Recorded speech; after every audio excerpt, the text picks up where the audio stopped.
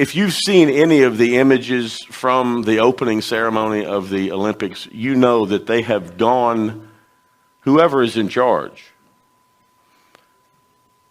has unleashed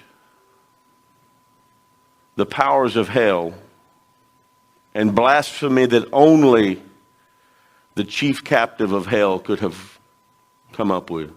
It is beyond a human's audacity to display what has been displayed. It is not ignorance, it is utter unbelief and open, willful rebellion against and rejection of the Creator in heaven.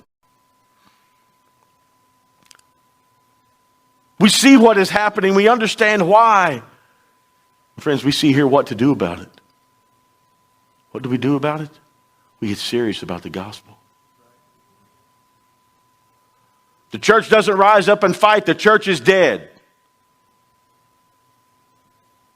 That's wrong on two counts, because it's not his church to determine its death or life. The gates of hell will not stand in opposition to the Lord's church and the growth of it. He will build his church. But friends, he builds his church through the gospel. And the gospel is able to cut through even the most spiritually dead examples of sinners that the world has ever known, that we saw on full display in this Olympic blasphemy. But friends, the gospel is the answer. No one else that's running for it can fix it. So while we're juggling and jostling with this, who we're going to vote for? Should we vote for this? Should we vote for that? Look, you need to have a rightly informed conscience, and you need to vote for the one that's going to give the church its best opportunity, because there are no perfect candidates. You know why I say that? Because Jesus Christ is the only perfect candidate, and he ain't running. He's not running for it. He's not running from it. He's coming to it, and he's going to set it straight when he's ready. You need to be ready for that. You need to be ready for that day. You want to hear, well done, good and faithful servant, not, man, why were you so caught up in American politics and neglect the gospel? But I'll tell you this. They're not going to like it.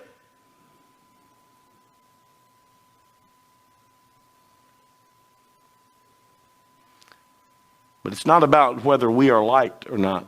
It's something the American church needs to get through its skull. It's not about whether they like us or not. It's about whether the Lord is honored. It's his gospel. It's not your gospel. It's his gospel.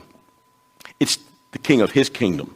It is his only begotten son. It is the Lord that he has established, that becomes our Lord when we put our faith and trust in him and bow the knee to him. It is his glory. Why do the nations rage? Why do the leaders of men plot, throwing off the shackles of God? Because God laughs at them in derision and says, as for me, I have already established my king. And friends, you are either in the kingdom of his king or you are outside of that kingdom. That is the dividing line. And friends, those that are in the kingdom are bothered by this. Those that are in the kingdom are appalled by this type of behavior, even if it is behavior that he saved us out of. We are appalled by that because it blasphemes him. And the remedy for that is to get serious and vocal about the gospel.